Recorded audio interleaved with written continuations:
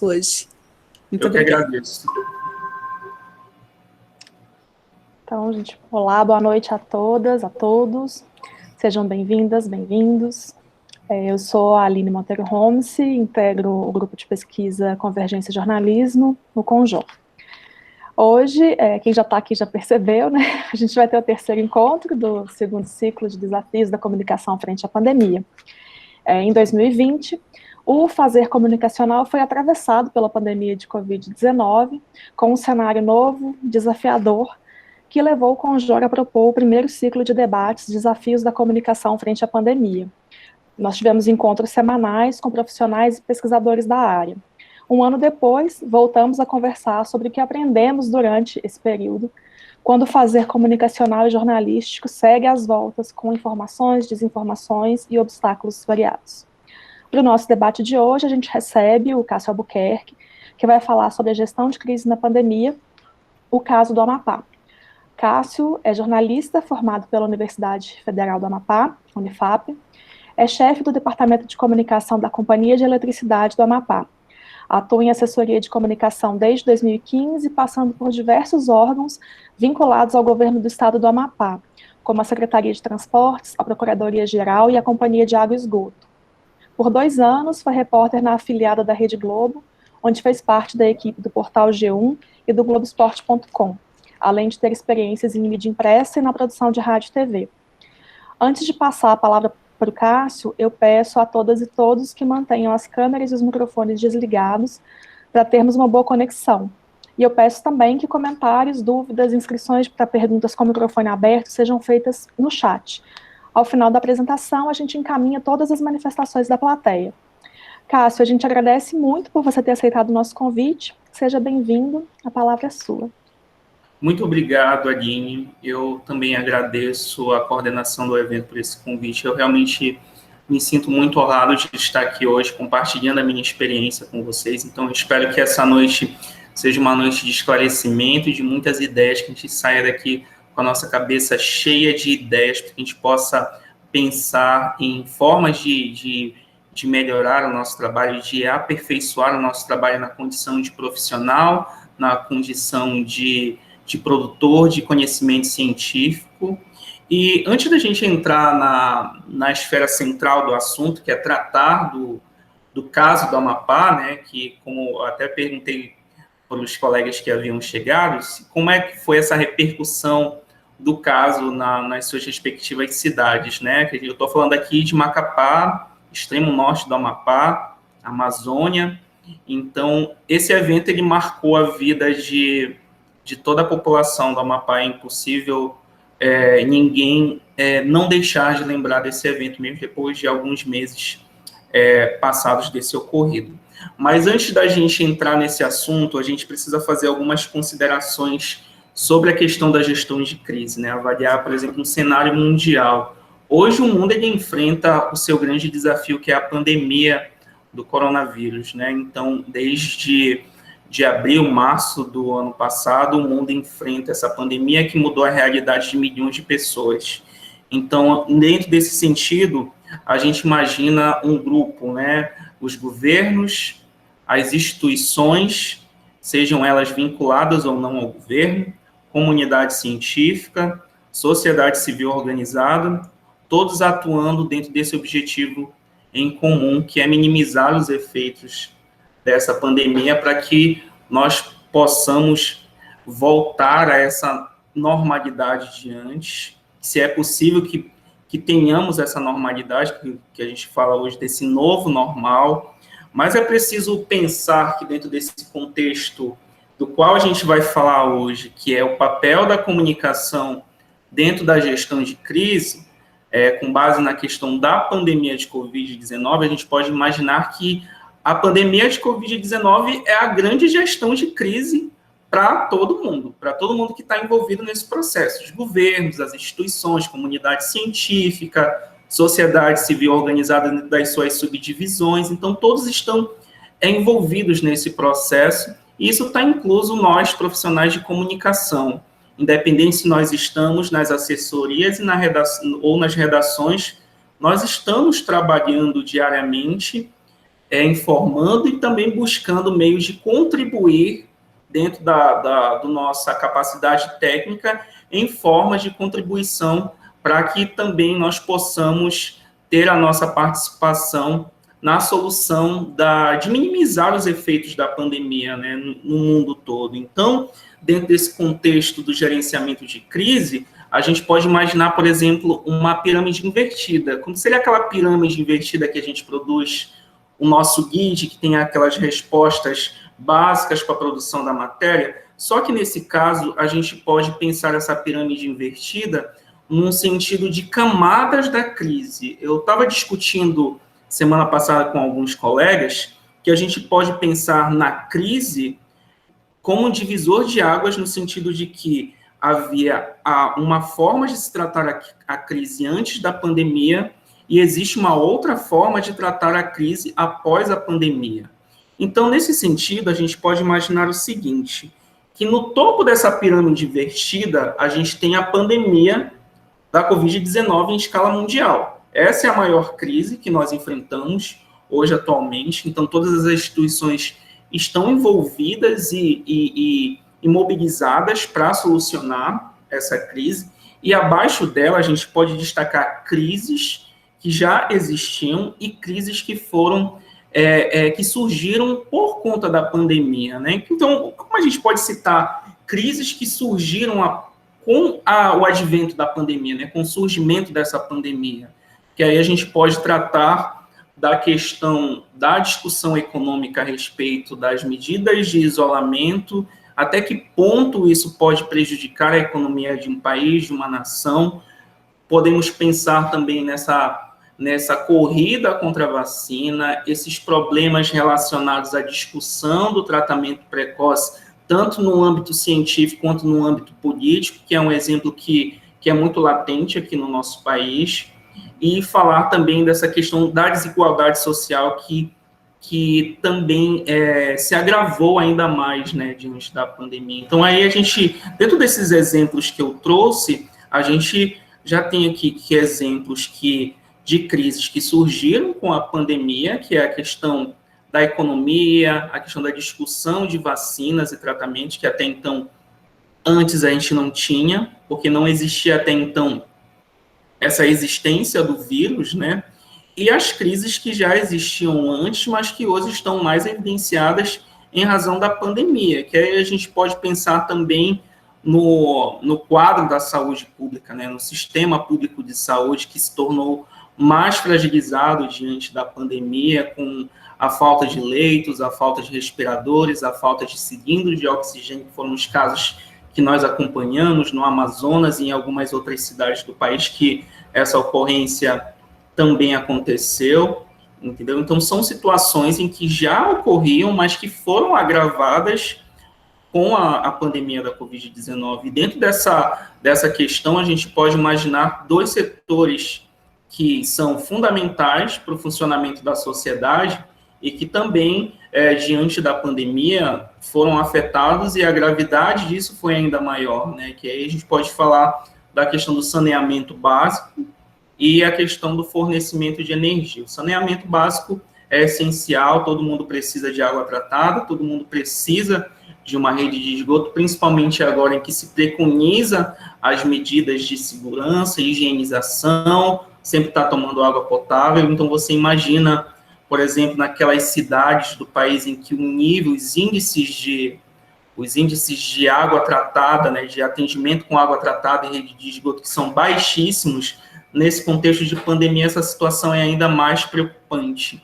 E na questão do setor de energia elétrica, que foi a crise que ocorreu aqui no meu estado, ele se torna ainda mais agravante, porque sem energia ninguém hoje consegue viver, né? A energia, ela move tudo, ela move os sistemas, move a telecomunicação, move o comércio, a indústria, é o centro do eixo do funcionamento da sociedade, né? Então, para a gente imaginar, né, o quanto essa questão da pandemia evidenciou muitas crises, né? E a crise do Amapá, ela foi um exemplo real de como realmente uma situação como essa ficou ainda numa proporção mais grave, né? Então, vamos chegar no ponto que realmente é o que eu vou discutir aqui com vocês, que é o caso do Amapá, né? E antes de eu começar, a gente já pensa assim, o que aconteceu, afinal, no estado do Amapá, que é um estado pequeno e que não tem nem 1 milhão de habitantes, para que ele fosse destaque, né, no noticiário nacional durante tanto tempo, né? Então, no dia 2 de dezembro de novembro de 2020, numa noite com muita chuva, muita trovoada, o fornecimento de energia ele foi interrompido em 13 municípios do estado do Amapá. Além do fornecimento ser interrompido, isso também afetou o sinal de dados móveis, internet em geral. Então, essas 13 cidades ficaram totalmente sem energia, sem comunicação. E ninguém sabia o que acontecia. Eu lembro que eu estava na minha casa, eu estava assistindo algum conteúdo na TV e foi embora a energia. Eu falei, meu Deus, o que será que aconteceu, né? Porque aqui a gente imagina o seguinte, foi embora a energia, pode ser um problema local, vou acionar o setor operacional da empresa para saber o que ocorreu e já levantar essas informações que caso quando tiver alguma demanda, alguma pergunta de algum jornalista, já vou ter essa informação disponível para passar lá. Tá sem energia porque a subestação da cidade tal parou, mas as equipes já estão fazendo esse atendimento. Só que nesse caso a gente não conseguiu, porque faltou também a comunicação via internet, né? Então eu não tive acesso a essas informações. E eu fiquei muito agoniado durante aquela noite, porque eu fiquei buscando informações, ligando, e eu não conseguia fazer ligações, nem tentar chamadas via WhatsApp, nem mensagem, nem SMS. Não, ficamos totalmente sem comunicação. Isso se perdurou durante a noite toda e até o início da manhã, foi quando eu vim para cá, para a empresa, e eu já recebi aqui a imprensa já estava aqui em peso, e a primeira informação que eu disse, olha, nós não temos informações ainda porque a gente está sem comunicação. Então, assim, já estava um cenário meio caótico aqui, porque as pessoas não sabiam o que estava acontecendo, você andava pela cidade, apenas algumas instituições que tinham um gerador estavam funcionando, supermercados lotados, o povo atrás de água, porque, assim, aquela história, né, sem energia, ninguém consegue sobreviver. Então, assim, e de imediato, como consequência da interrupção do fornecimento de energia, já afetou o sistema de abastecimento de água da capital, Macapá, e dos outros municípios. Então, já houve essa corrida por água mineral, para que as pessoas realmente não ficassem desassistidas. E na condição de assessor, nós já fomos buscar lá, afinal, o que aconteceu. E, assim, um fato curioso é que foi no primeiro dia de trabalho do novo diretor-presidente da empresa. Então, você imagina, uma série de fatores, e no primeiro dia de trabalho do diretor-presidente, ele já recebeu essa crise. Então, o primeiro desafio dentro desse contexto foi saber, afinal, o que aconteceu. Nós passamos durante toda aquela manhã tentando estabelecer comunicação de qualquer tipo, seja por SMS, por ligação, por WhatsApp, nós não conseguimos.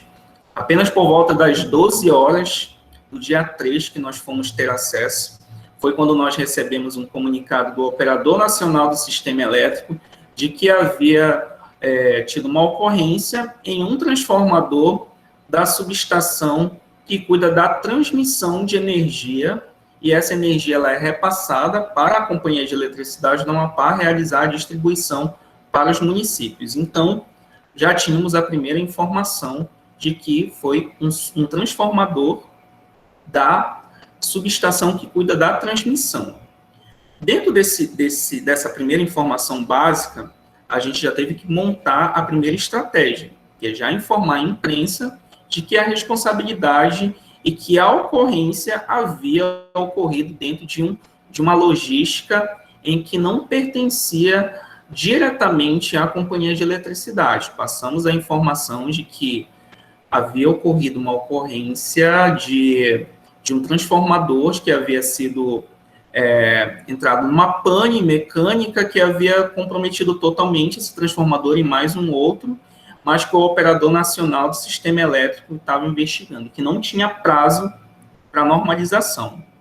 Então, dentro desse processo, de todo esse cenário, a primeira estratégia de tratar junto à imprensa foi no sentido de informá-los sobre a situação e no sentido também de ensiná-los. Eu falo a palavra ensinar, que é justamente entender a logística do setor elétrico aqui no Amapá. Porque aqui a gente tem 3 eixos, que é transmissão, geração e distribuição. A transmissão é a energia que vem do Sistema Interligado Nacional, que é o sistema que compreende todos os estados que conectam hidrelétricas do norte ao sul do país, que produzem essa energia para todo o país, e essa energia chega nos estados por meio das transmissoras, que são empresas que recebem essas concessões do governo federal para transmitir essa energia de uma alta tensão para uma tensão mais baixa para as distribuidoras de energia fazerem o fornecimento de energia para as cidades, entendeu? Então, assim, você já tem aí esse cenário. Então, o primeiro desafio foi falar para a imprensa, para a sociedade, para os consumidores. Consumidor, jornalista. O problema foi numa linha de transmissão, numa subestação, e que a companhia está aguardando. Então, assim, você imagina dentro desse processo 3 eixos: geração, distribuição e transmissão. Dentro desses eixos, a companhia está na etapa final. Ela precisa receber a energia para distribuir. E numa situação como essa, em que a subestação da transmissão estava fora por conta da pane nesses 2 transformadores, nós ficamos impedidos de fazer a distribuição. Então, nós passamos por volta de 24 a 36 horas totalmente sem energia, até que nós conseguimos ter um percentual de 25% de carga por meio de uma hidrelétrica aqui do município de Ferreira Gomes, que fica em torno de 137 quilômetros da capital, que também participa da geração de energia. Então, a energia aqui do Amapá, ela vem das transmissoras por meio do Sistema Interligado Nacional, e uma porcentagem dela vem através dessa hidrelétrica do município de Ferreira Gomes, que se chama Hidrelétrica Coraci Nunes. Então, eles contribuem numa média de 30% da energia que é distribuída para o Amapá. Então, você imagina nesse cenário, tivemos um percentual de 20% de energia, conseguimos ter um sinal minimamente de internet, então, nós já chamamos os jornalistas para explicar. Disponibilizamos as fontes necessárias na questão da própria companhia, né? Embora o problema não fosse diretamente, mas a empresa precisava dar dos esclarecimentos, porque numa visão genérica, a população estava cobrando a companhia de um posicionamento, até que o operador nacional, o Ministério de Minas e Energia, fizessem a mobilização necessária para que fosse informado oficialmente, através desses órgãos, de que foi um problema do qual é gerenciado, fiscalizado e monitorado por esses órgãos, que é o Operador Nacional do Sistema Elétrico, a Agência Nacional de Energia Elétrica, que é o órgão regulador, e o próprio Ministério de Minas e Energia.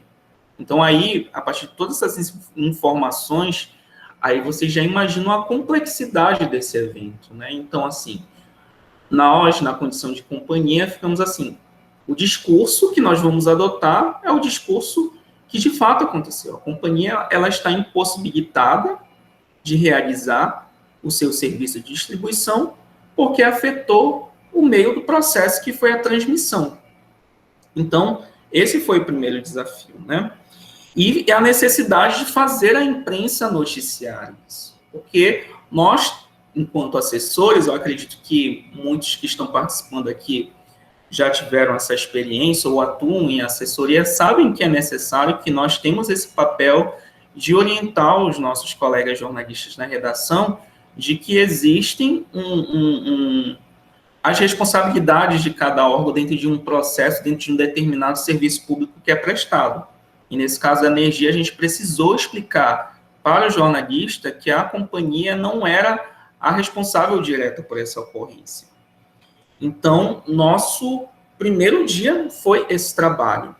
Nos dias seguintes, nós recebemos a visita da equipe do Operador Nacional do Sistema Elétrico, Ministério de Minas e Energia, Eletrobras, entre outros órgãos vinculados ao governo federal que vieram aqui no estado e fizeram toda a parte da criação do gabinete de crise.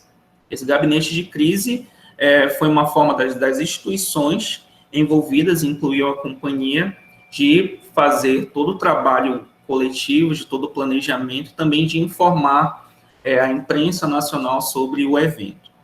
Ainda que houvesse sido criado 48 horas depois do evento, mas nós já estávamos atuando dentro dessa parte do trabalho com a imprensa e com os consumidores. Buscamos os meios de informar, ainda que nós não tivéssemos a informação completa de que havia acontecido um evento em que houve a pane de 2 transformadores de grande porte que são responsáveis por esse processo de transmissão. Então, essa foi a primeira estratégia que foi adotada, e ao longo desses 22 dias de crise, nós tivemos que pensar em outras estratégias para que nós, enquanto companhia, estivéssemos respaldados e também dando os esclarecimentos que eram necessários para aquele período. A população estava muito nervosa, estava muito apreensiva, porque nós não tínhamos previsão, não tinha previsão, e todo mundo queria saber quando vai voltar a energia, quando vai voltar, e não tinha. Foi então que houve essa articulação com os outros órgãos que têm a responsabilidade direta dentro do processo do setor elétrico, como eu falei, de geração, transmissão e distribuição, para prestar os esclarecimentos oficiais em relação às suas atribuições. Então, de pronto, nós já disponibilizamos dentro desse processo as fontes oficiais da companhia, que foi o diretor-presidente da companhia, os nossos chefes de engenharia também para falar no que cabia à companhia em relação a isso. E esse reforço nos canais de comunicação, né, que é como a gente está falando, numa visão genérica, a população estava cobrando esclarecimentos da companhia de uma situação que não havia sido uma responsabilidade direta da empresa. Foi um evento e tudo, mas ainda assim nós tivemos essa obrigação de explicar à população, à sociedade sobre esse problema.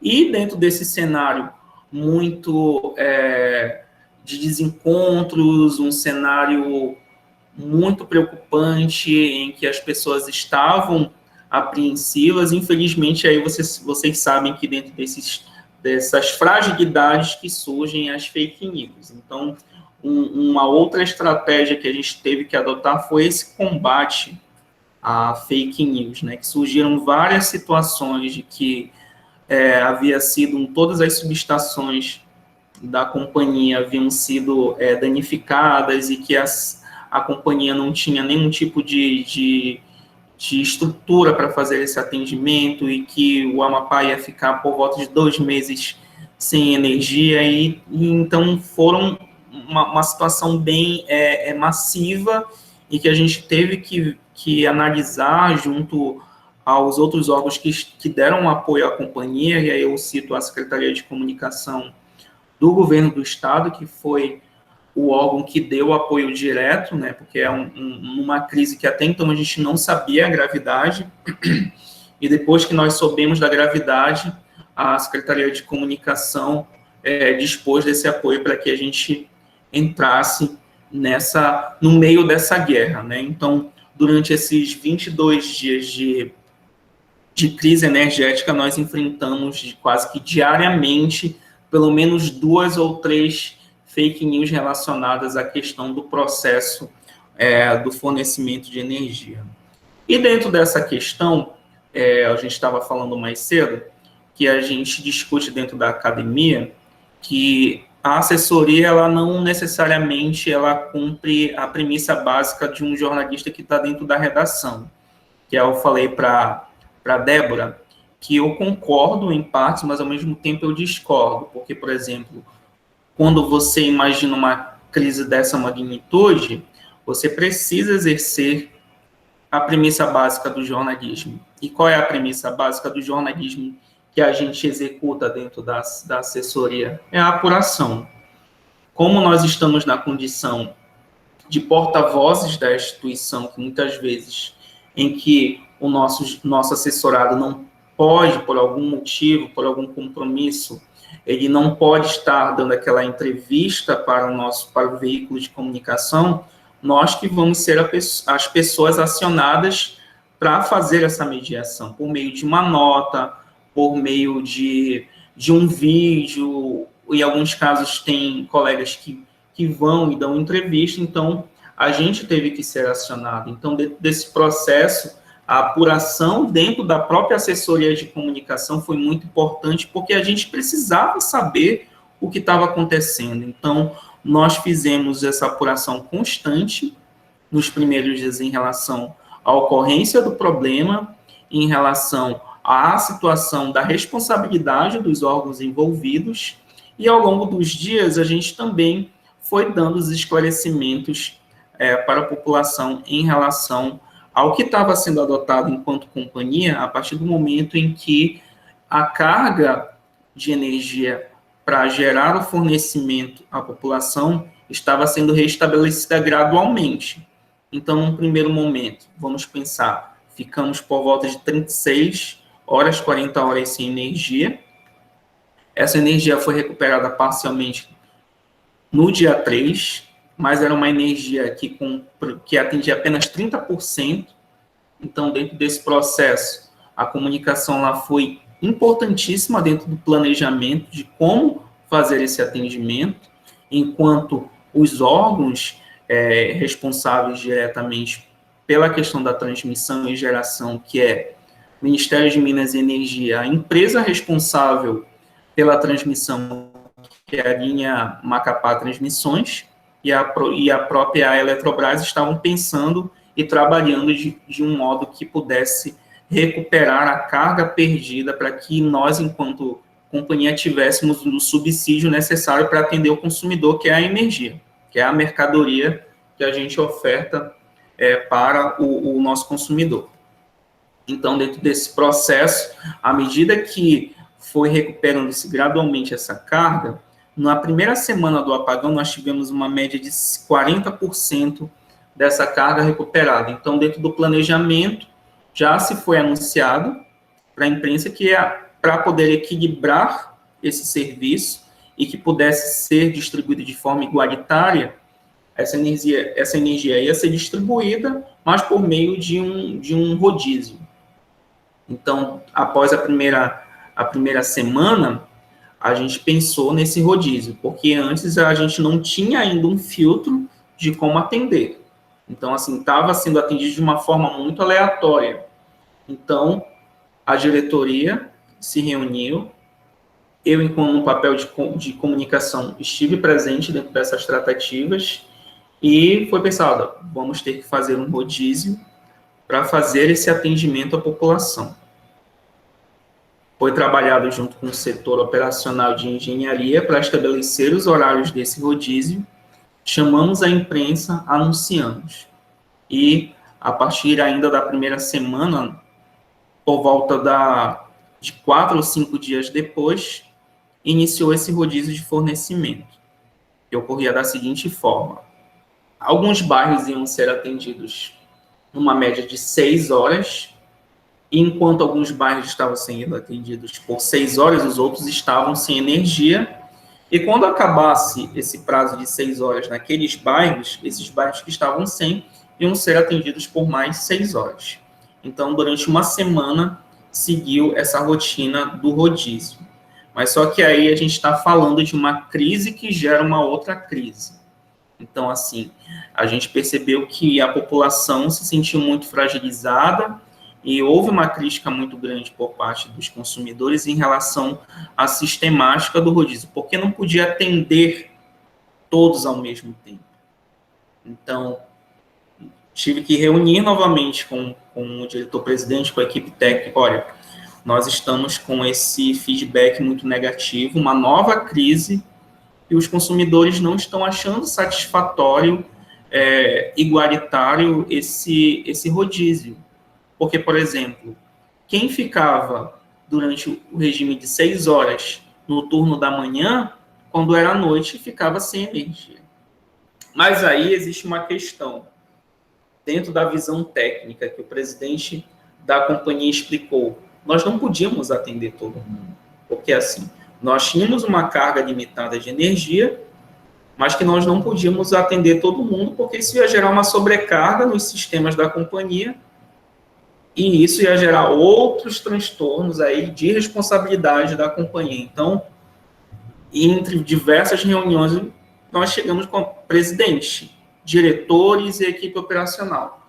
Precisamos pensar em um meio de trabalhar um novo horário, para que a população que fique, por exemplo, que estava no turno da noite sendo atendida, também pudesse pensar naquela pessoa que estava no turno da noite sem energia, que passava a noite no calor, em meio aos mosquitos, que a gente chama aqui de carapanã. Então, assim, vocês imaginam o desafio que foi.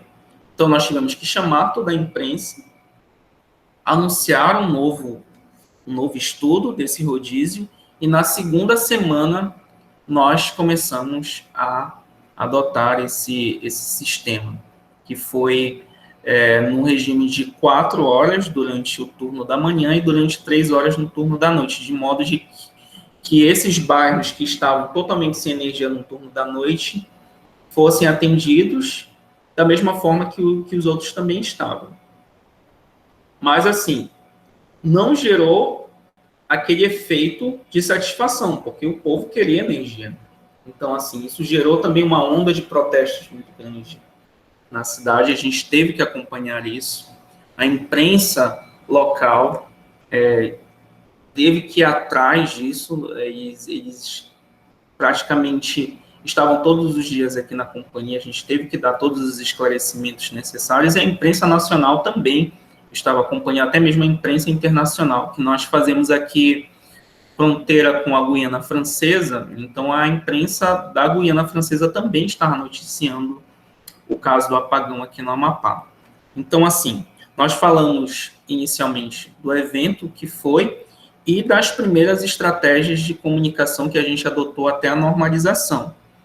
Acredito que eu posso parar um pouquinho para saber se tem alguma dúvida, para a gente prosseguir para a próxima parte. Aline, tem alguém que queira discutir um pouquinho, alguma dúvida, algum comentário a respeito?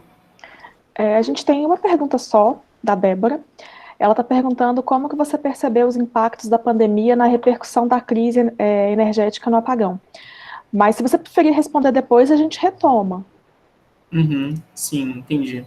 Inclusive, eu não fiz pergunta porque eu estou deixando para o final. Mas eu tenho algumas também. João, vou anotar a sua inscrição, então, tá? Tá ok. Tá, então a gente pode prosseguir, né?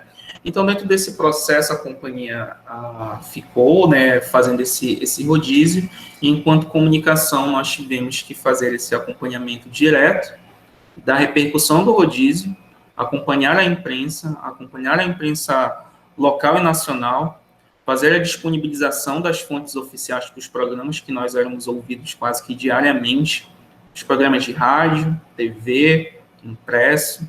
Então, você imagina o quanto foi uma experiência massiva, né, desse processo. Estava falando aqui para os colegas mais cedo que a gente tinha uma rotina de chegar aqui na companhia por volta de 7h30, 8 horas e sair por volta de 22h30, 23 horas, devido à grande demanda, né?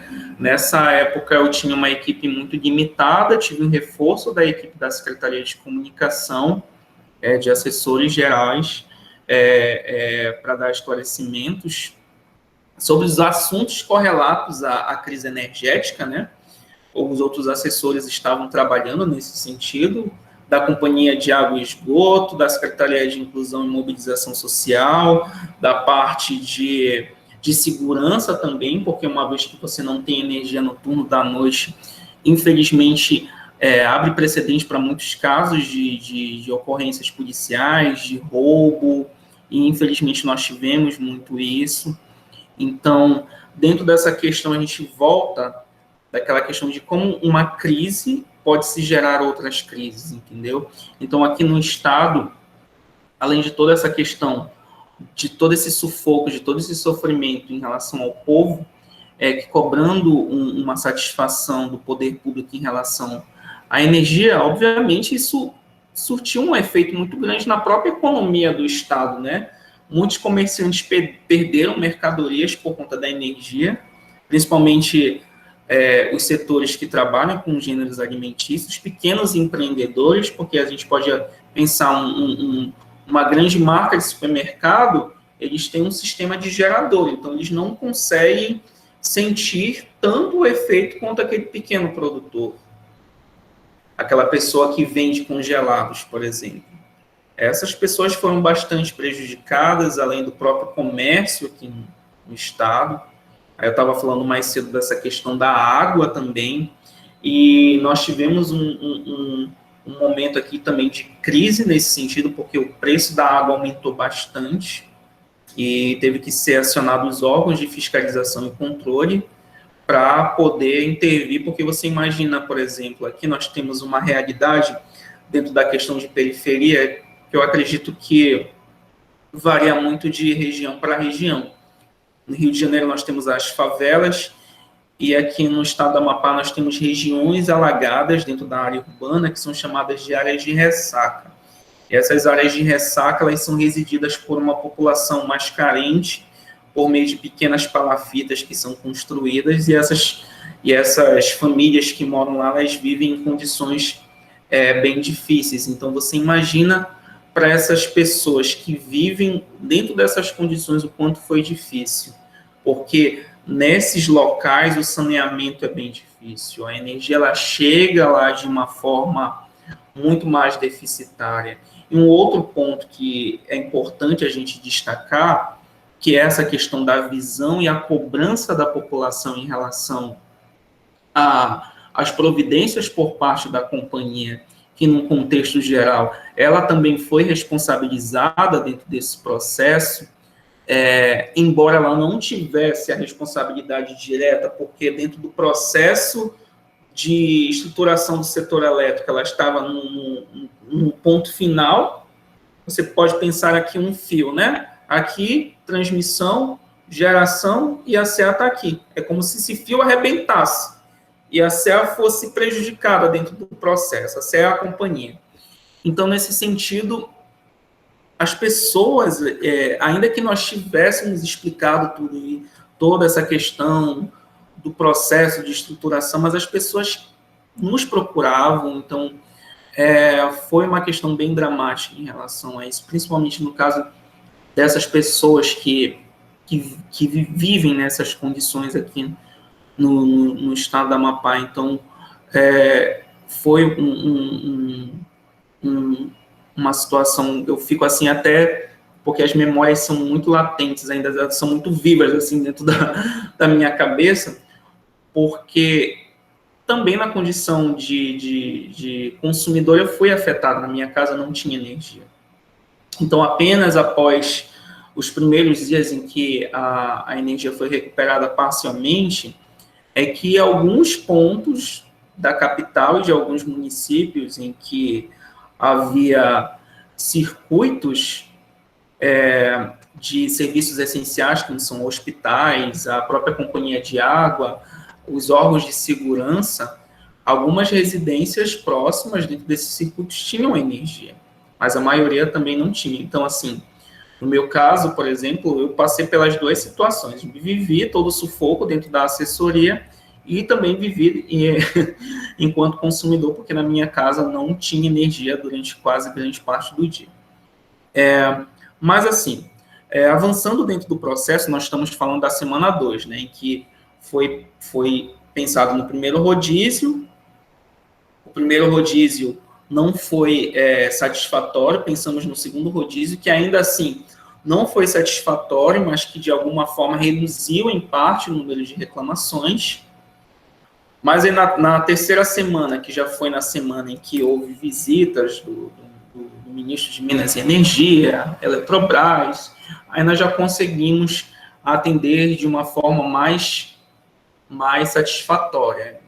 Foi também no período em que houve as eleições municipais aqui no estado. Então, também um dos desafios, enquanto distribuidora, foi trabalhar numa logística. Você já estava, por exemplo, com uma limitação muito baixa de energia para distribuir para os municípios, então teve que ter todo um planejamento para garantir essa distribuição de energia para os 13 municípios afetados, com exceção da capital. Acho que vocês acompanharam que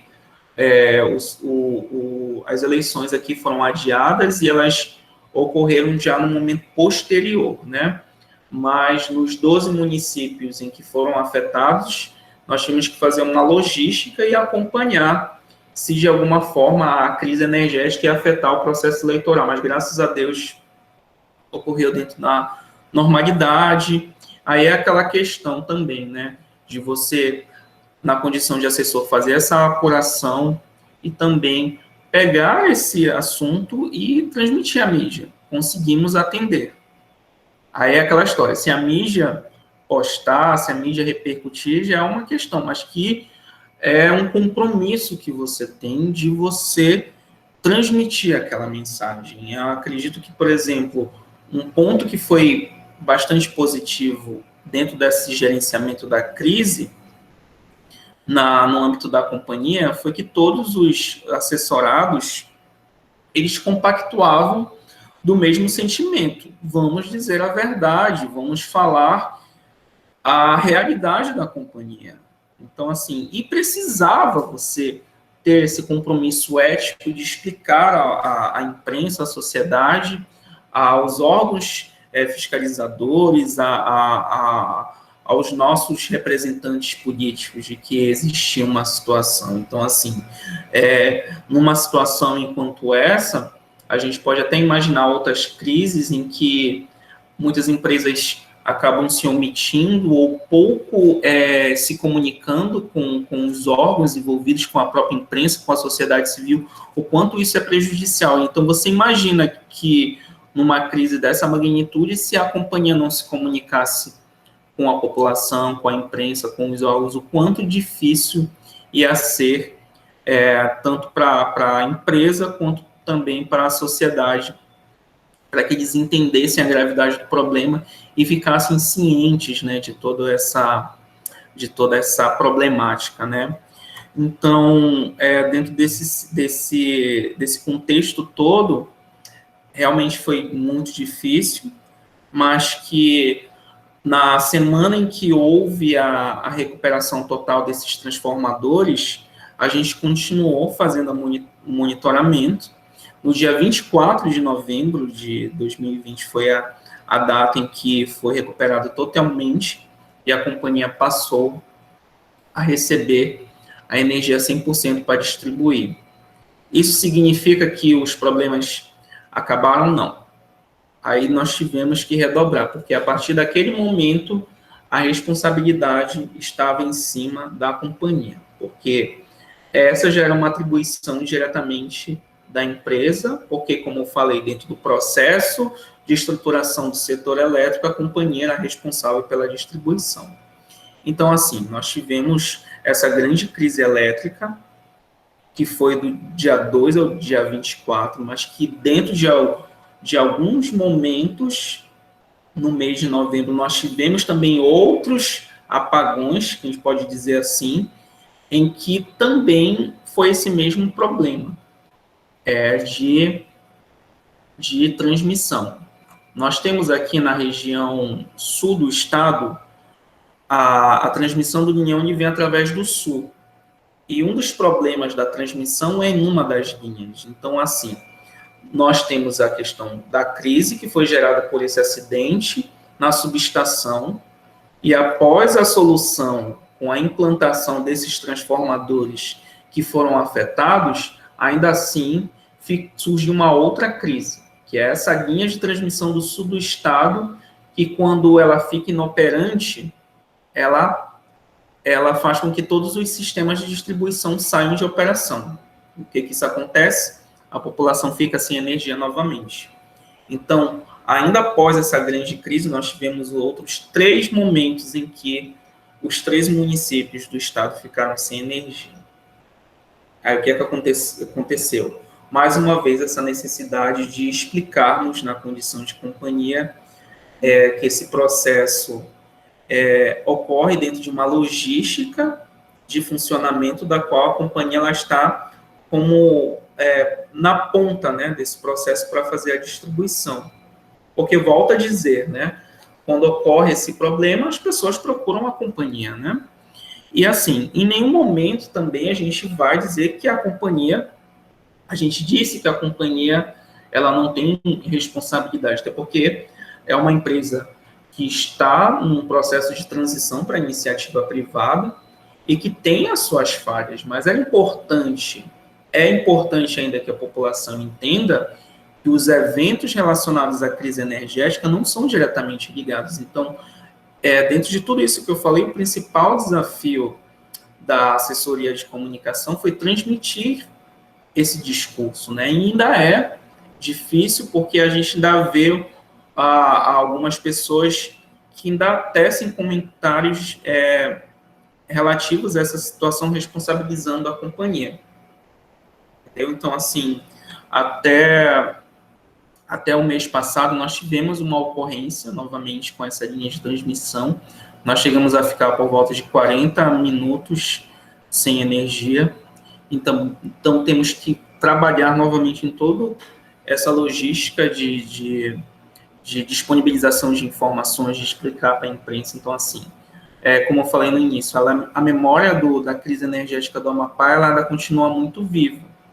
Até que os órgãos fiscalizadores, ANEEL, Ministério de Minas e Energia, e os próprios órgãos que atuam na responsabilização dessas instituições, que é a Justiça Federal, o Ministério Público, entre outros, atuam, infelizmente, a gente ainda vai ficar passivo de enfrentar essas situações, até que realmente haja uma definição, uma responsabilização em relação a isso. Então, o planejamento de comunicação em relação ao gerenciamento da crise relativa ao apagão, ele encerrou no momento em que aquele período de 22 dias ele se encerrou, mas que o planejamento dentro da questão desses momentos, ele sempre vai existir, porque enquanto os órgãos não pensarem de uma maneira de que esses problemas relacionados às linhas de transmissão aqui no estado não sejam solucionados efetivamente, nós ainda vamos passar por esses assuntos, passar a ter repercussão na mídia local e na mídia nacional. Eu acho assim que, por um primeiro momento, para a gente entender a dimensão e toda essa complexidade, todo o planejamento que a gente trabalhou, acho que, por hora, eu encerro essa parte aqui para as perguntas e considerações, que aí que a gente pode avançar em outros pontos aqui que eu acredito que eu considero importante. Obrigada, Cássio. A gente tem algumas manifestações, eu vou te passando aqui à medida que elas foram feitas, tá? Tudo bem. Vou começar com a da Débora, né, que é como você percebeu os impactos da pandemia na repercussão da crise energética aí no seu estado. Em relação à questão da pandemia, o primeiro desafio foi fazer essa apuração junto aos órgãos de saúde estaduais para saber como era que estava o fornecimento de energia dentro dos hospitais, principalmente em relação aos centros de tratamento à Covid-19, né? Porque aí nós estávamos quase no início de uma segunda onda da Covid-19, então o estado ele estava num nível de estatísticas de contaminação elevado, entendeu? Então essa crise ela evidenciou esse momento, e o primeiro contato foi diretamente com os órgãos, né, de saúde, para a gente saber como era que estava o atendimento. Graças a Deus, né, nós não tivemos nenhum óbito relacionado a essa questão da falta de energia, porque os hospitais eles disponibilizavam de sistemas geradores. Então, assim, no momento em que a energia foi embora no dia 2, esses hospitais automaticamente eles iniciaram o funcionamento dos sistemas geradores, mas que assim, esses sistemas eles funcionam por meio de abastecimento de combustível, então há uma quantidade limitada de combustível, então assim, se não voltasse dentro de um período curto, nós íamos ter problemas seríssimos, entendeu? Mas assim, outro ponto que evidenciou também que foi grave, que é a questão do saneamento, porque a Companhia de Água e Esgoto ficou impossibilitada de fazer a distribuição de água, uma vez que a estação de tratamento aqui da capital e de outros municípios dependiam da energia. Então, num primeiro momento, durante de 2 a 3 dias, a população ficou sem água. Ficou sem água. E assim, Aline, você andava nas ruas da cidade, nos postos de gasolina, era um cenário assim bem assim caótico, um cenário quase de um filme apocalíptico, e foi bem difícil. Aí é aquela história, né? Você se põe no lugar dessas pessoas, porque eu também, né? Como eu disse, eu também tive as minhas dificuldades enquanto cidadão, enquanto consumidor, porque eu fiquei sem energia, fiquei sem água, e eu tive que realmente me virar nos 30 para que eu tivesse minimamente, junto com a minha família, toda essa assistência. É bem isso que você falou mesmo, né? Uma crise dentro da crise, né? Coisas que vão sendo geradas, assim, como se fosse uma bola de neve mesmo. A segunda pessoa inscrita é o João. Microfone aberto, João, fica à vontade. Cássio, que loucura, assim, porque a gente realmente não tem, acho que ideia, assim, só eu tenho um contato mais próximo com o Caio, ou com o Cássio, então ao longo desse período, eu entrava em contato com ele me contava com uma coisa, mas assim, aqui que eu tô conseguindo ter realmente a dimensão do evento, tanto como para um assessor de imprensa e como para você pessoalmente. Então, eu estou bastante impressionado, assim. Agora, eu tenho várias perguntas, mas a primeira, assim, eu gostaria que você falasse como é que você avalia a atuação das assessorias de imprensa desses outros órgãos que, de alguma forma, né, eles que deveriam estar à frente, né, já que esse problema veio antes, né, num processo antes que antecede a companhia de energia. Como é que você avalia a atuação dessa assessoria de imprensa desses outros órgãos? Então, João, dentro dessa questão de avaliação, até mesmo para a gente tomar um discurso ético e responsável, eu acredito assim que, não vou dizer se foi ruim ou não, mas eu vou dizer assim, pegando a linha temporal do evento, né? Nós, enquanto companhia, como eu falei, nós fomos acionados pela imprensa, pela população, como eu falei aqui. No dia seguinte, após o evento, a imprensa toda estava aqui na porta da companhia buscando explicações. Então, assim, nós tivemos que tomar a linha de frente, fazemos as reuniões iniciais, trabalhar com a diretoria e precisamos explicar. Ainda que não seja a companhia, mas nós precisamos dar um esclarecimento aos consumidores para que seja explicado esse processo, né? E é aquela questão, né? E teve que ser bem didático, né? Dentro do trabalho conjunto com a Secretaria de Comunicação, nós trabalhamos até mesmo em meios ilustrativos. Um mapa, por exemplo, da logística de funcionamento do setor elétrico, de como chega a energia, né?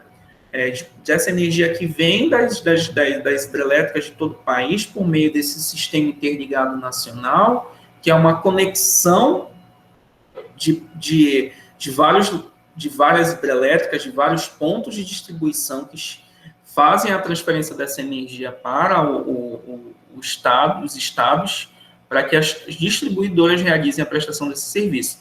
Mas, assim, dentro das primeiras 48 horas, apenas a companhia fez esse trabalho de estar junto à imprensa, de informar, e posteriormente a isso que foi montado o gabinete de crise junto com o Ministério de Minas e Energia, junto com a ANEEL e junto com o Operador Nacional do Sistema Elétrico, que é o órgão que faz o monitoramento do funcionamento dessas linhas de transmissão e das subestações que cuidam da transmissão de energia.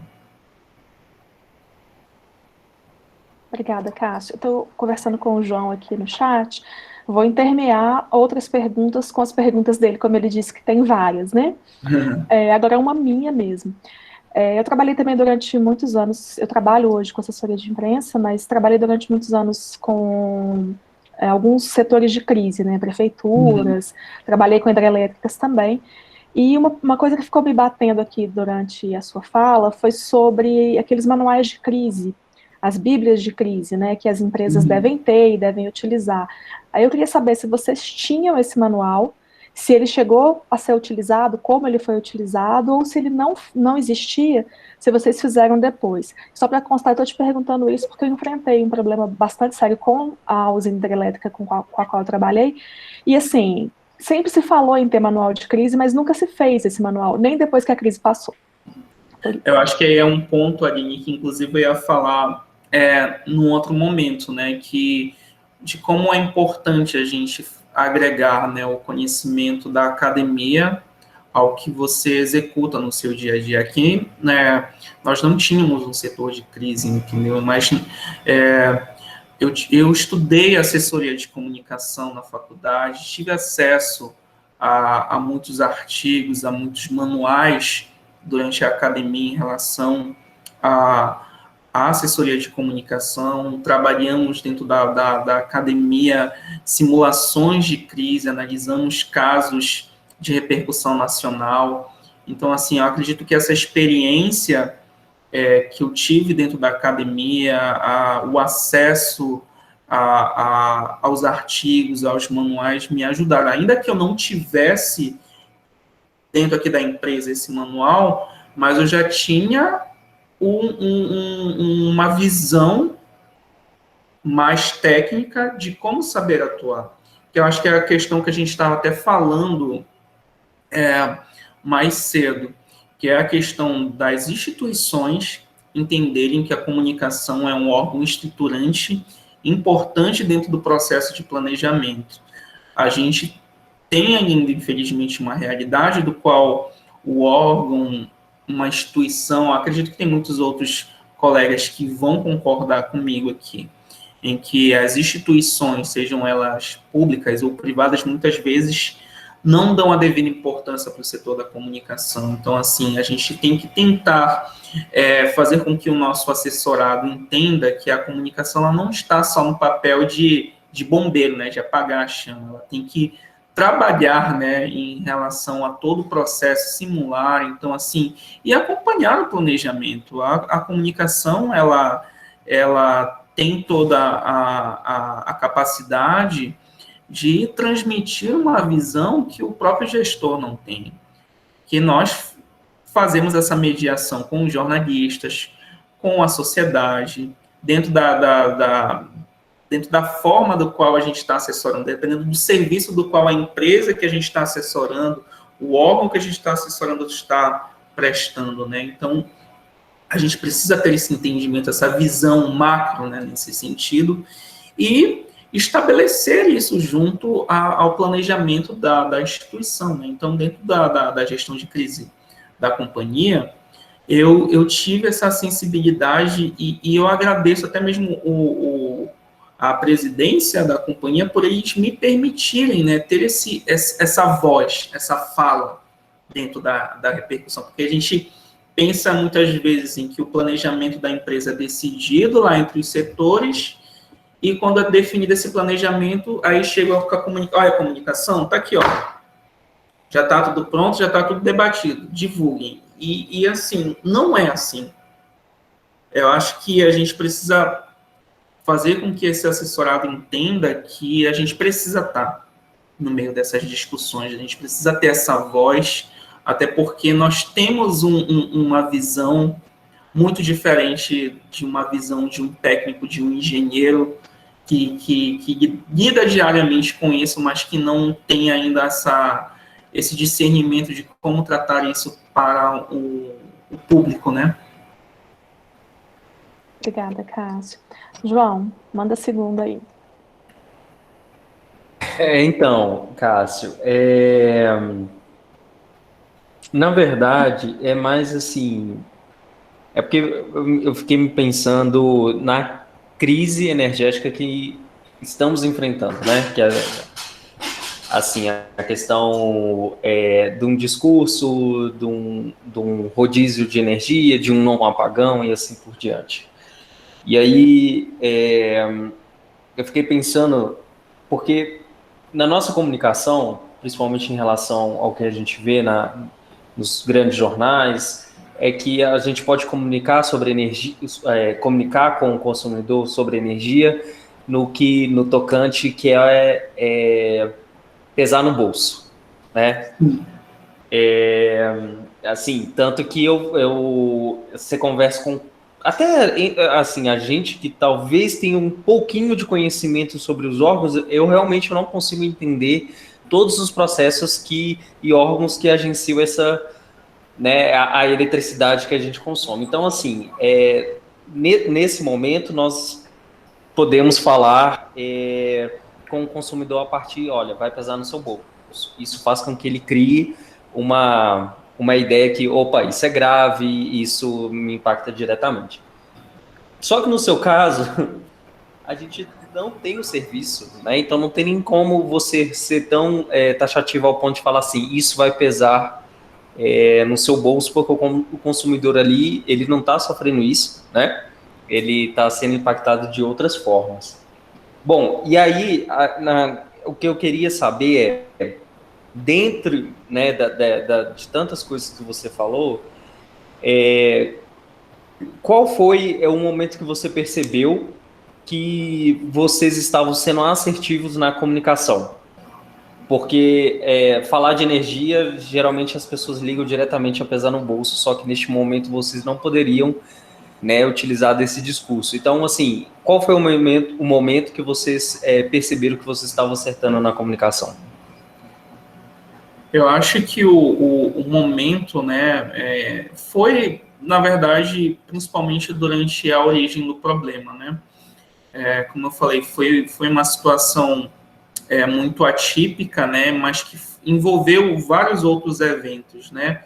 E querendo ou não, nós estávamos num momento de mudança da diretoria executiva da companhia, então o diretor-presidente, no primeiro dia de trabalho dele, ele já enfrentou essa crise. Então, a gente teve que realmente somar os esforços para que a gente já disponibilizasse à imprensa as informações, ainda que preliminares, sobre o processo.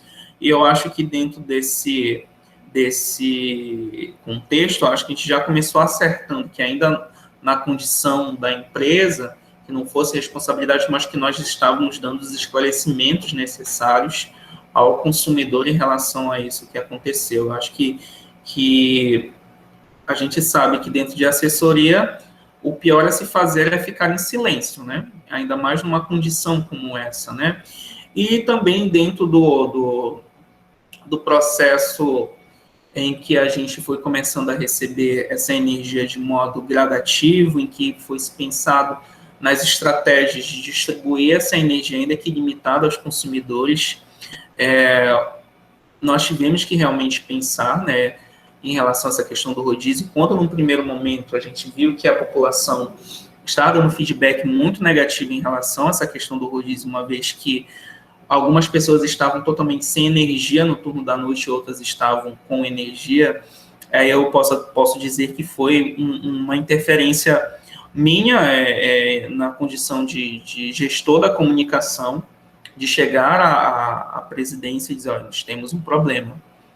Eu acredito que a gente precisa repensar nesse planejamento e pensar numa forma dentro de toda a questão de avaliação do risco técnico e operacional, de equilibrar essa operação.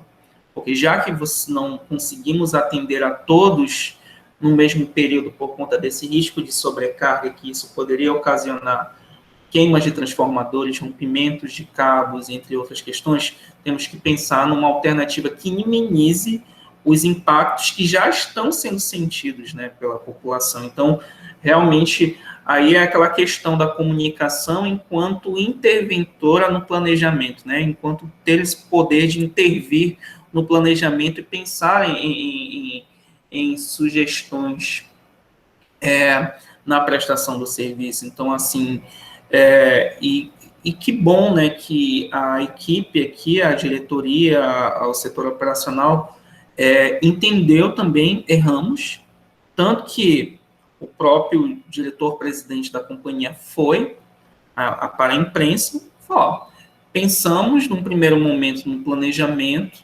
percebemos que a população não ficou satisfeita e repensamos o planejamento. Então, acho que isso é bacana, né? Muitas vezes a empresa ela adota um modelo de ficar muito na defensiva. Não, mas esse foi planejamento, foi feito da melhor forma. Não, mas é necessário, muitas vezes, o assessor, né, e o próprio gestor ter essa sensibilidade de entender que é possível repensar nesse planejamento, né? E até que realmente foi pensado numa nova escala, numa nova logística de funcionamento desse rodízio. Eu acredito que trabalhar com as informações corretas e trabalhar até mesmo dentro de um princípio ético de falar a verdade, porque aí numa situação nós não tínhamos nada a esconder, porque nós fomos prejudicados, né, enquanto companhia em relação a esse processo, a gente tinha que dar o esclarecimento que enquanto nós não tivéssemos condições suficientes para distribuir integralmente essa energia, a gente já está passando ainda por essas limitações. Então, era necessário intervir. Então, acredito que isso foi um ponto muito bacana, né? E acredito que isso me deixou muito feliz no final de tudo. Foi um resultado muito satisfatório de que o nosso assessorado conseguiu ter essa sensibilidade e seguir uma visão que até então eles, enquanto técnicos, acabam não tendo, né?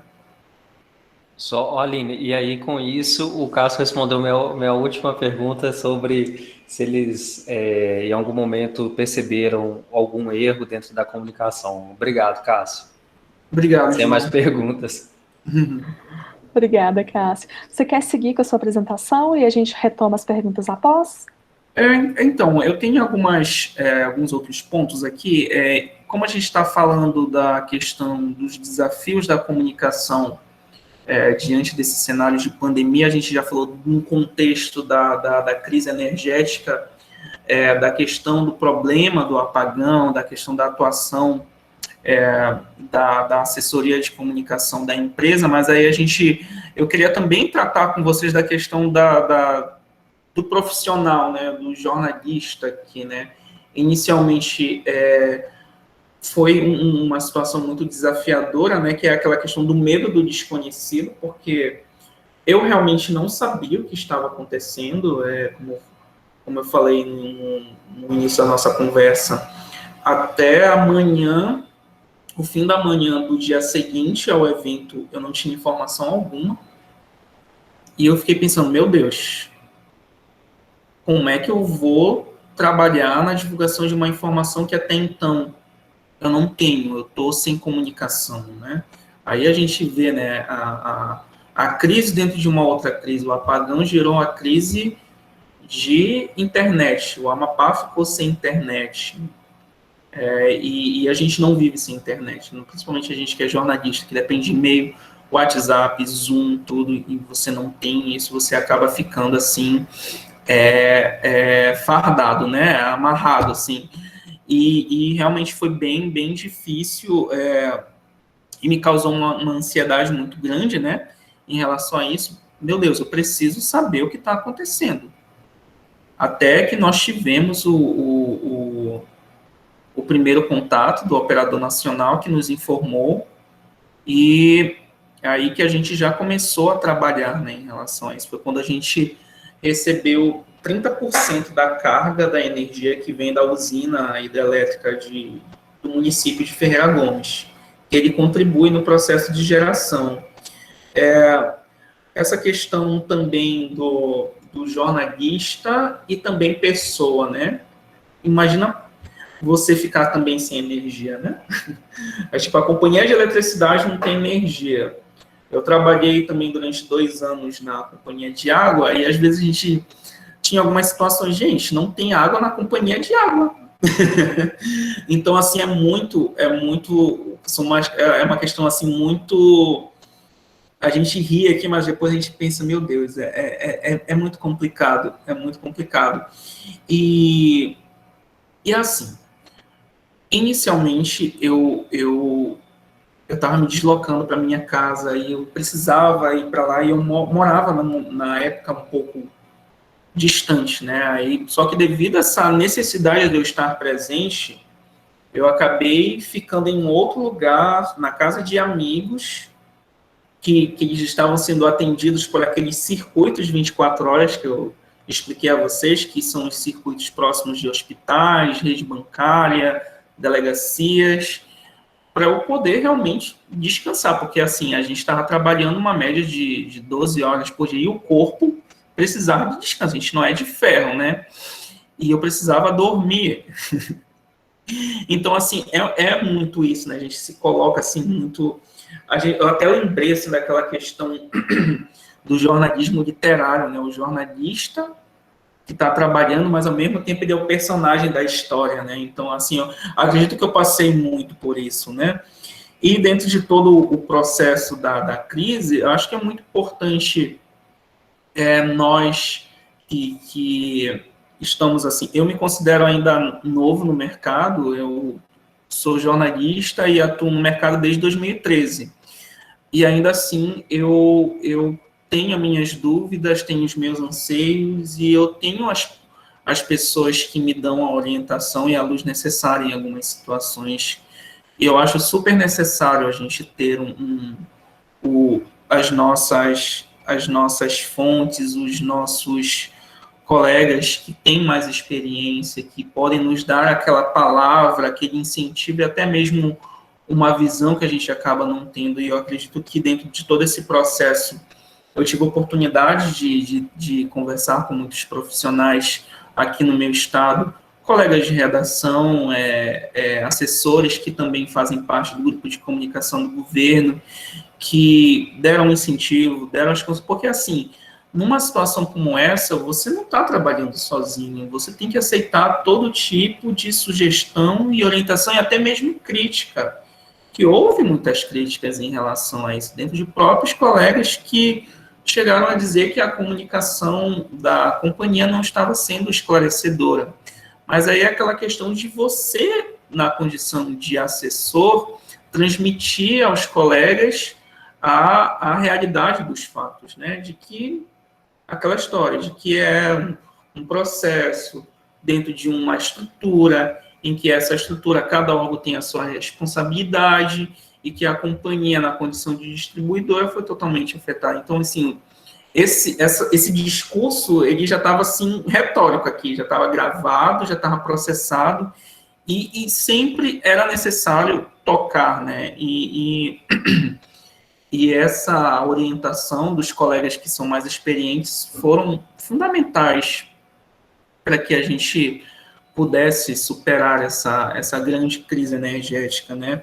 Outra questão também que é o próprio compromisso ético que você tem dentro da sua profissão, né? Eu acho que essa questão de trabalhar com a verdade, de não esconder os fatos, eu acho que no contexto da crise, na posição da companhia de eletricidade e diante de toda a gravidade do problema de uma população afetada que estava sem água durante 36 horas, que ficou numa situação ainda mais agravante por conta de toda essa questão da pandemia, a gente precisava trabalhar com a verdade com essa população. Eu acho que essa questão do princípio ético de não fugir e sim e partir para o enfrentamento e esclarecer. Eu acho que é muito importante, dentro do que a gente passou na crise energética, foi muito importante a gente atribuir, né, essa responsabilidade de dizer a verdade, de não deixar de se pronunciar a respeito. Eu acho que acredito que isso foi um grande acerto dentro da estratégia de comunicação que a gente adotou. E outra questão, Aline, que eu falei anteriormente, mas que eu volto a repetir, né, que a gente, o que a gente aprende na academia, a gente consegue agregar e aplicar isso em algum momento na prática. A gente, numa visão inicial, a gente pensa, nossa, eu aprendi isso, mas eu não sei efetivamente se eu vou conseguir exercer na prática isso. Mas numa crise como essa que aconteceu aqui no meu estado, a primeira lembrança que eu tive foi nas aulas de assessoria, e eu lembrei muito do meu professor e tudo, eu mandei uma mensagem para ele, agradecendo a ele por todo o ensinamento que ele me passou, porque realmente tudo aquilo que ele havia me passado, todo o material que a gente aprendeu, toda a dinâmica em sala de aula que nós tivemos foi muito importante para que eu tivesse o subsídio necessário para tratar aqui dentro da diretoria e pensar em estratégias. Eu acho que é possível, sim, agregar o que a gente aprende na academia com a nossa prática, e que a gente realmente tem que ter essa sensibilidade e estudar e estar sempre buscando se atualizar sobre o assunto. Eu acho que, principalmente por a questão da assessoria de comunicação, né, que é um segmento do mercado para os jornalistas que tem mudado constantemente, e a gente realmente precisa se reinventar dentro tanto dos avanços tecnológicos e também das condições dos cenários, né, que agora mudou diante da pandemia. A gente realmente precisa entender, respeitar e buscar se aprimorar dentro desses processos. E o sentimento final após essa crise, eu acho que eu tive uma sensação de dever cumprido. Eu fiquei muito emocionado, na verdade, não vou mentir, quando eu recebi a notícia, quando nós divulgamos à imprensa que nós estávamos atuando no dia 24 de junho, com 100% da distribuição de energia aos 16 municípios, 13 municípios, desculpa, foi uma emoção muito grande. A própria população foi uma vitória muito grande, né? Então, assim, eu fico até um pouco emocionado, porque realmente foi um sentimento único, uma experiência singular, assim, e me marcou muito, muito mesmo. E o melhor de tudo, você ter a consciência de que você fez o seu melhor. E eu falo para vocês que eu fiz tudo aquilo que estava dentro do meu alcance e busquei tratar isso da melhor forma possível. Obrigada, Cássio. Realmente para a gente é um pouco difícil de dimensionar, né, esse tamanho de crise. Você está falando dos 13 municípios de 16, né? Minas Gerais, que é onde a gente está, tem 853 municípios. É uma coisa assim que vai além do que a gente realmente imagina, e acho muito legítimo sua emoção nesse momento. A gente tem mais 2 perguntas e tem mais uma inscrição. Eu vou dar sequência com, primeiro uma pergunta, depois eu chamo o André, que se inscreveu agora. Ok. Pergunta do professor Marcelo, né, quando a crise estava acontecendo, vocês conseguiam dimensionar a repercussão fora do Amapá e fora do país? Essa repercussão impactava nas rotinas de vocês? Inicialmente, a gente não tinha noção da dimensão dessa crise, e a gente estava trabalhando num planejamento inicial de atender somente a imprensa local. Mas só que quando nós tivemos a informação de que não havia prazo para normalizar a situação, aí a crise ela foi ganhando uma proporção maior e foi chegando ao conhecimento da imprensa nacional.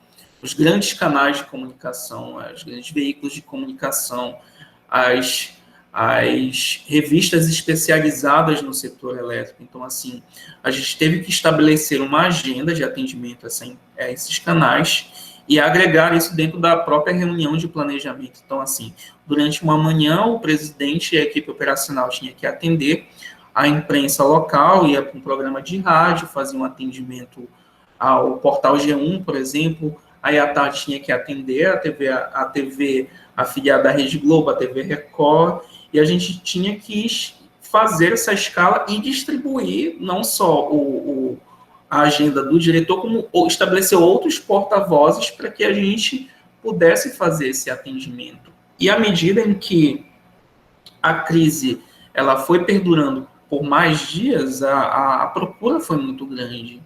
E, infelizmente, a gente não conseguia atender todos, né? Aí foram os casos em que realmente, devido a essa questão do conflito de agenda, aí a gente teve que mandar notas e fazer vídeos, entendeu? Para que a gente pudesse atender, porque a orientação que nós tínhamos atenda a todos os canais, não deixe de não receber a imprensa, atenda sempre, e se puder atender todos, se você não conseguir, tente reagendar. Então, assim, era uma média de 10 entrevistas por dia, assim, nos primeiros dias. Foi bem corrido. Obrigada, Cássio. Professor André, fica à vontade. Cássio, assim, eu acho que as suas colocações literalmente foi uma aula, né? Eu acho que mais aprendi com você aqui nesse momento, né? Então, assim, excelente as colocações, a visão, né?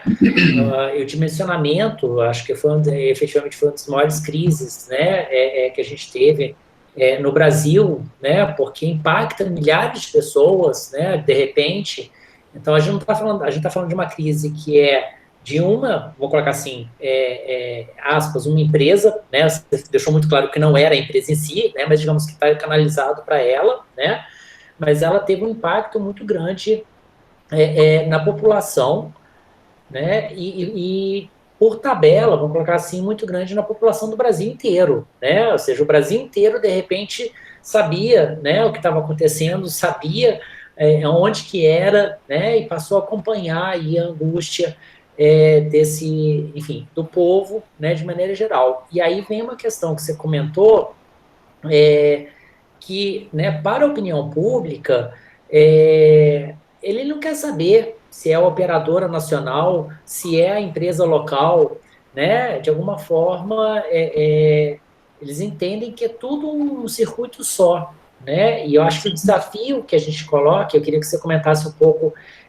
desse momento para frente, né, vou colocar assim, pós-crise, tá, né, como que vocês estão fazendo esse trabalho para poder tentar mostrar ou né, continuar, entendeu, esse discurso, né, de que, olha, existem, né, são empresas diferentes, são entidades diferentes que estão trabalhando, porque no calor do momento, da crise, né, as pessoas não querem saber, né, se é o terceirizado, se é a empresa, ele sabe que ele está sem luz, né, ele sabe que ele vai ficar sem gasolina, porque está durando tanto tempo que não, né, vai acabar a gasolina, porque não vai ter como bombear, e por aí vai, né.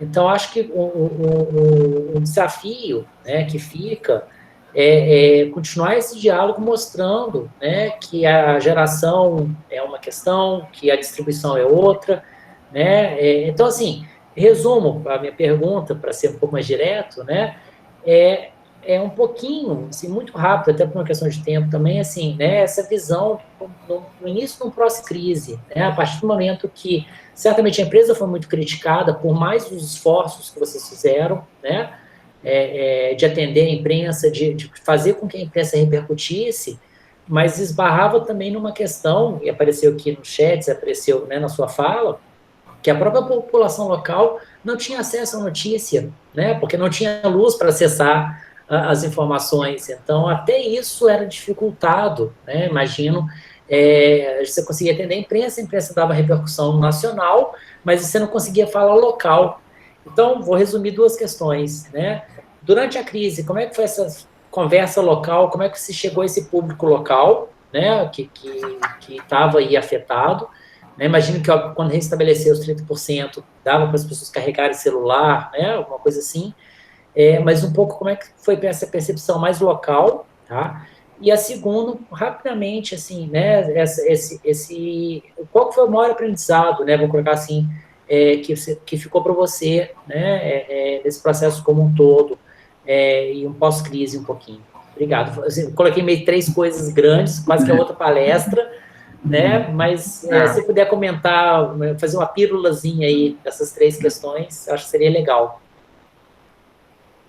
Obrigado, professor. Então, eu acho que antes da gente responder, é necessário que a gente entenda que o caso da repercussão da opinião pública em relação à companhia é uma relação um pouco, posso dizer, um tanto desgastada, uma vez que a companhia, atualmente, como eu disse, ela está em processo de transição para a iniciativa privada. No dia 25 de junho houve o leilão em que foi definida a nova empresa que vai assumir o setor elétrico, e eu participei de toda essa tratativa. Na verdade, eu sou jornalista, faço parte da equipe da comunicação do governo do estado e estou aqui na companhia de eletricidade em torno de 2 anos, que foi para acompanhar todo esse processo. Então, assim, para se chegar nessa situação em que a opinião pública atacou e criticou a companhia, ainda que ela não estivesse, isso a gente não pode deixar de falar que isso é reflexo da questão da própria prestação do serviço que a companhia realizou, né, realiza ainda, né, porque ela infelizmente não consegue em determinados momentos atingir um nível de satisfação e nível de qualidade de atendimento a todos os consumidores. Então, assim, se chegou nesse processo de privatização justamente em relação a essa questão da crise financeira, a questão de não estar respondendo de forma satisfatória os indicadores de qualidade da agência reguladora, entre outras questões. Então, assim, isso já causa uma visão de insatisfação para o consumidor e, naturalmente, faz pensar que tudo que esteja relacionado à prestação de serviço da prestação do serviço de energia elétrica esteja diretamente associado à companhia. Então, existe essa questão que já era latente da prestação do serviço da própria companhia, por conta de todas essas questões de má atendimento e não poder atender de forma satisfatória nem atender os índices de qualidade que a própria Agência Nacional de Energia Elétrica exigia da instituição. Então, assim, parte dessa visão da população partiu justamente a partir desse cenário, né? E em relação à questão dos primeiros dias em que a gente teve essa dificuldade de atender a imprensa, até um adendo aqui rapidinho, que no dia seguinte, após a normalização, a empresa afiliada da Rede Globo, eles exibiram um jornal. A produtora falou assim, olha, não sei se vai ter gente que vai assistir, mas a gente vai produzir o jornal, porque lá na empresa eles tinham um sistema de geradores, vamos exibir o jornal e vamos noticiar.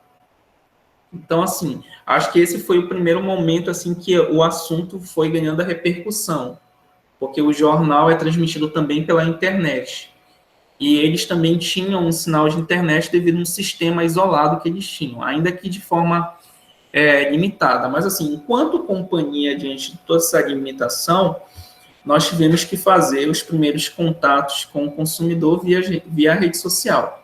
Fazer uma nota, publicar nos perfis, no Facebook, no Twitter, explicando a situação. Então, toda essa comunicação inicial se deu via rede social, porque nem no site oficial nós estávamos conseguindo fazer a postagem de informações, porque o servidor do governo do estado estava inoperante em razão da saída do sinal de dados móveis da operadora que atende, entendeu? Então, assim, foi mais ou menos depois de alguns 4 ou 5 dias que realmente nós conseguimos, né, recuperar esse link com a operadora e como a empresa, a CE, a Companhia de Eletricidade, ela é uma empresa do qual o governo do estado é o sócio majoritário, toda a questão da plataforma virtual dela está vinculada ao navegador.gov.br, né, ap.gov.br. Então, a gente ficou durante alguns dias sem fazer essa alimentação de notícias por meio dos nossos sites, e a única alternativa que nós tínhamos era nos comunicarmos com os consumidores por meio das redes sociais.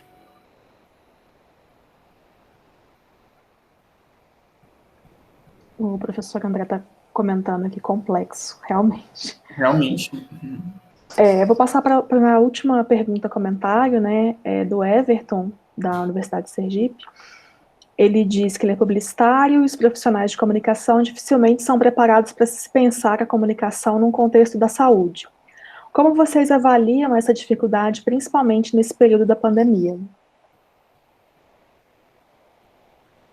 Então, eu posso falar assim em relação à questão da pandemia, no caso do apagão, em relação à sua correlação com os órgãos de saúde, né? Durante todo o processo da pandemia desculpa, da crise energética, eu tive contato direto com a comunicação da Secretaria de Saúde para saber como é que estava o andamento dos hospitais, das unidades de pronto atendimento e do funcionamento do fornecimento dos centros de tratamento à Covid-19. Então, assim, essa era uma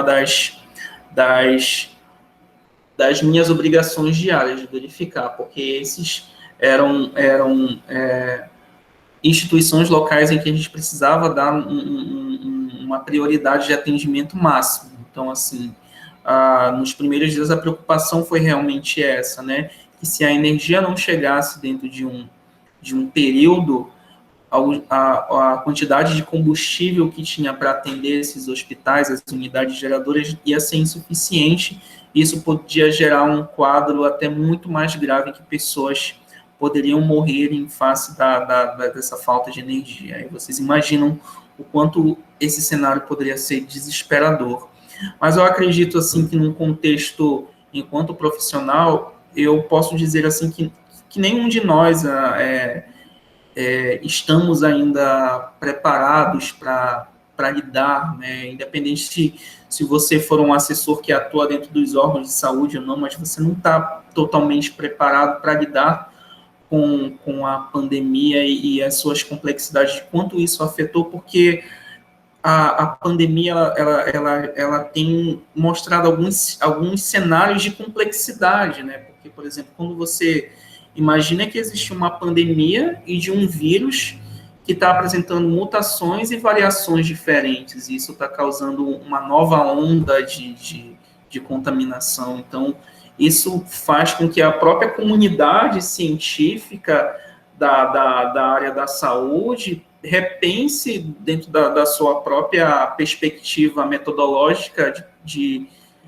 como atuar, né? Então, assim, dentro da parte que cabe a nós, enquanto comunicadores, a gente também tem que estar atento a isso, mas eu acho que a gente não tem ainda uma visão concreta e nem poder adotar um discurso, porque eu já me adaptei, eu sei como atuar na questão da comunicação na realidade da pandemia, até porque é um cenário que está se mostrando muito instável, né? Então, a todo momento está mudando e nos dando sinais de como a gente deve se adaptar e enfrentar, né, essas dificuldades no dia a dia. Obrigada, Cássio. Eu vou aproveitar para fazer uma propaganda. Na semana passada, a gente teve aqui com a gente a Mariana Ferreira Lopes, da rede Tios Covid, e falou bastante sobre a questão de saúde e do enfrentamento, né, como a comunicação se coloca. Para quem não acompanhou com a gente, a conferência dela está disponível no YouTube do Conjor. Já encaminhando, né, para o final, antes da gente encerrar, eu sempre peço para todo mundo abrir a câmera, obviamente para quem se sentir, né, à vontade para isso, para a gente fazer o registro. E enquanto quem quiser vai abrindo a câmera, eu vou dar um outro recado aqui, que é com relação à continuidade do nosso ciclo, né? Na próxima semana, também na quarta-feira, dia 14 de julho, às 19 horas, a gente vai receber o jornalista Sérgio Spanholo, fundador da agência Volt Data Lab e do Núcleo Jornalismo.